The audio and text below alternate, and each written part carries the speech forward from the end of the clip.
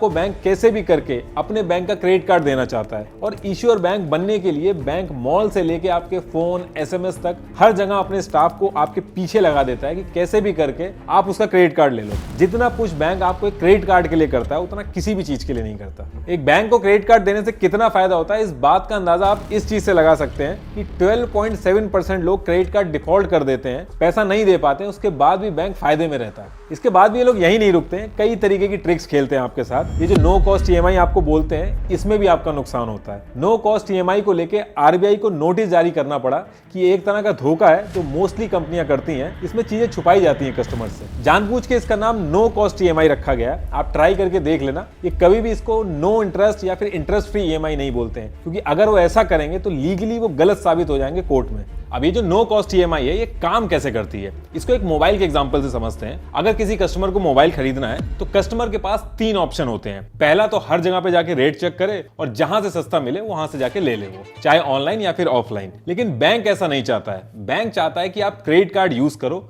और EMI पे लो। सबसे पहला बेनिफिट तो ये होता है कि प्रोडक्ट ज्यादा बिकता है। अब पहले जहां मोबाइल कंपनी 1000 मोबाइल बेच के 10,000 कमा रही थी, अब हो सकता है वो 3000 मोबाइल बेच के 30,000 कमाने लगे, क्योंकि EMI के ऑप्शन से लोगों की परचेजिंग पावर बढ़ जाती है और लोग ज्यादा खरीदते हैं। और जब मोबाइल कंपनी ज्यादा कमाएंगी तो बैंक के साथ वो प्रॉफिट भी ज्यादा शेयर करेंगी। दूसरी चीज, जैसे ही आप EMI से कुछ लेते हैं तो ये एक लोन की तरह एक्ट करता है और आपको एक लोन प्रोसेसिंग फीस देनी होती है। वो आपको बताया नहीं जाता, वो बाद में जब आप स्टेटमेंट देखते हैं तो उसमें लिखा हुआ आता है। ये आपके मोबाइल की कीमत को बढ़ा देता है। और तीसरी चीज, जो इंटरेस्ट का अमाउंट होता है वो पैसा टोटल प्राइस में ही ऑलरेडी ऐड कर दिया जाता है और जैसे ही आप EMI का ऑप्शन ऑप्ट करते हो, जितने भी आपके ऑफर होते हैं वो सब कैंसिल कर दिए जाते हैं और इस तरीके से भी मोबाइल का प्राइस एक तरह से बढ़ जाता है। और एक चीज नो कॉस्ट EMI के ऑप्शन में और होती है, पहले ये इंटरेस्ट अमाउंट आपसे लेते हैं और जब आपकी EMI पूरी होती है तो कैशबैक या बोनस बोल के आपको वापस करते हैं। अगर किसी को आपसे इंटरेस्ट नहीं लेना EMI पे तो पहले लेकर आपको वापस क्यों करेगा? वो डे 1 से नहीं लेगा। वो इसलिए क्योंकि जो इंटरेस्ट अमाउंट होता है उस पर GST लगता है और ये जो GST का अमाउंट होता है ये भी कस्टमर को देना होता है। वो भी आप अपना स्टेटमेंट खोल के देखोगे तो उसमें लिखा हुआ मिलेगा, लेकिन ये चीज भी आपको बताई नहीं जाती है और इससे भी मोबाइल का प्राइस बढ़ जाता है। कुछ क्रेडिट कार्ड कंपनी ऑफर देती हैं और कहती हैं शुरू के 6 मंथ पे इंटरेस्ट नहीं लगेगा, उसके बाद की जो बची हुई 6 EMI है उन पे इंटरेस्ट लगेगा।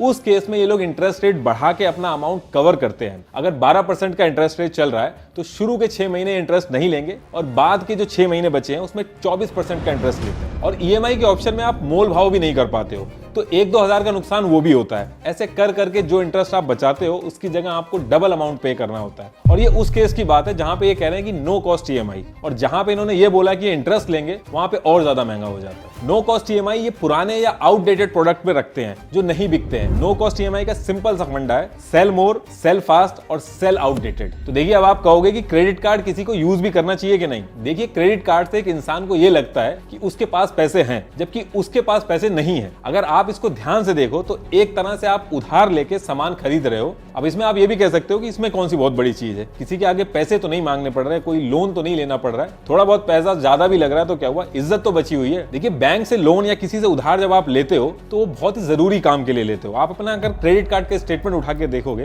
तो जो भी आपने सामान लिए हैं आप उसको नोटिस करिएगा, क्या वो बहुत ही एक्स्ट्रा इमरजेंसी वाले काम के लिए आपने वो इसको यूज किया। आपकी बाइंग कैपेसिटी को बढ़ा के आपकी आदत खराब की जाती है ताकि वो सामान भी आप खरीद पाओ जो आपको नहीं खरीदना चाहिए। आप बताइए, अगर EMI का ऑप्शन नहीं हो तो इतने ही लोग आईफोन खरीदेंगे एक साथ इतना सारा पैसा देके। लेकिन ये EMI के ऑप्शन की वजह से जिसकी सैलरी 30 से 35 हजार है वो भी आईफोन खरीद रहा है और ये आपको एक डेट ट्रैप की तरफ फंसाता है। पहले तो आप 1.5 लाख का फोन ज्यादा इंटरेस्ट देके 2 लाख में खरीदते हो और उसके बाद जो नौकरी आप अपनी शर्तों पे कर रहे होते हो अब वो मजबूरी में करनी पड़ती है आपको। इसके ऊपर से आपको मिनिमम अमाउंट का जो ऑप्शन दिया जाता है ये एक ऐसा ट्रैप है कि अगर आप मिनिमम पेमेंट करते रहोगे तो आप पूरे साल पैसा भरते रहोगे, उसके बाद भी पूरा नहीं हो पाएगा। और बैंक चाहते हैं कि आप मिस करो EMI ताकि इनके बाकी के ऑप्शन भी खुल जाएं। ये जो लेट पेमेंट पे पेनल्टी लगती है ये 2 से 3% ये मंथली होती है। अगर 2% मान के चलें तो 24% होता है साल का, ये बहुत ही ज्यादा है। अगर आप इंटरेस्ट एक दिन लेट हो जाते हो तो ये एक दिन का इंटरेस्ट नहीं लेते हैं, 5 डेज पे इंटरेस्ट लगाते हैं। आपने पुरानी मूवी में देखा होगा, जो जमींदार होता है वो गरीबों की जमीन गिरवी रखता है और उनको पैसे देता है। पूरी जिंदगी वो काम करवाता है उनसे, उसके बाद भी वो पैसा पूरा नहीं होता।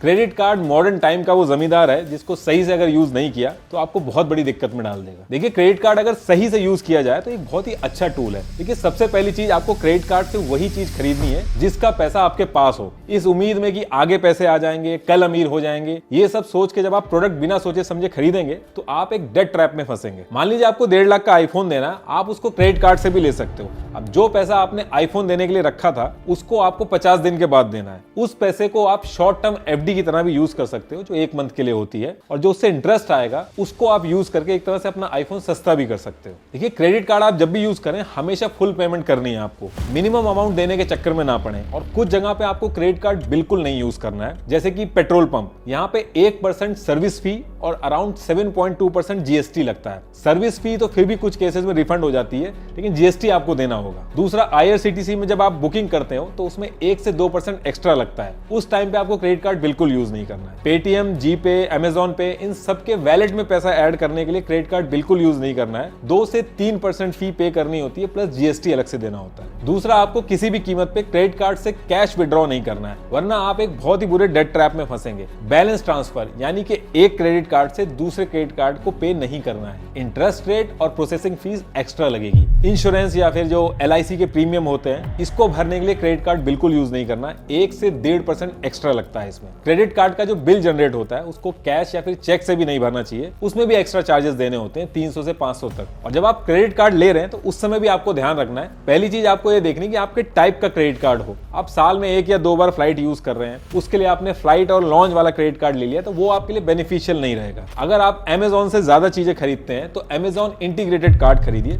ताकि आप जब ऑनलाइन शॉपिंग करें तो उसमें आपको बेनिफिट मिले। दूसरी चीज ये भी देखनी है कि अगर आप लेट पेमेंट करते हैं तो कौन सा कार्ड सबसे ज्यादा पेनल्टी ले रहा है। आपको इंटरेस्ट रेट भी कंपेयर करनी है, और ये जो क्रेडिट कार्ड की एनुअल फी होती है ये भी आपको कंपेयर करनी है, या तो एकदम कम हो या फिर हो ही ना। और कुछ लोग ये भी कहते हैं कि ये फ्री कार्ड है, जिसमें पहले साल तो फीस नहीं लगती है, लेकिन उसके बाद अगर आप देखोगे तो वो चार्ज करना शुरू कर देते हैं। तो ये चीज भी आपको कंफर्म करनी है। और किस बैंक का कार्ड लेना है, ये आप ऑनलाइन अमेजॉन या फ्लिपकार्ट पे जाके 20-30 प्रोडक्ट्स को रिव्यू कर सकते हैं कि कौन से बैंक का कार्ड ज्यादा ऑफर दे रहा है। अब जो लोग क्रेडिट कार्ड के ट्रैप में ऑलरेडी फंस गए हैं और हर महीने मिनिमम पेमेंट देके अपना काम चला रहे हैं, देखिए, मिनिमम पेमेंट देके आपका क्रेडिट कार्ड कभी खत्म नहीं होगा। आप पैसे देते रहेंगे लेकिन वो कभी खत्म नहीं होगा, क्योंकि इस पे जो इंटरेस्ट लगता है बहुत ज्यादा लगता है। वो 36% के करीब लगता है पूरे साल का। इससे अगर आपको छुटकारा पाना है तो सिर्फ एक ही तरीका है, या तो आप अपने किसी यार दोस्त से पैसा उधार लें और इसको पूरा करें, या फिर लोन उठाएं, पर्सनल लोन उठाएं, उससे पूरा करें। क्योंकि जो पर्सनल लोन होता है वो 14 से 15% पे मिलेगा, जो कि 30% से काफी कम होता है। एटलीस्ट जिस टाइम के लिए आपने पर्सनल लोन लिया उसमें खत्म तो हो जाएगा, क्योंकि मिनिमम पेमेंट अगर आप देंगे तो उससे खत्म नहीं होगा।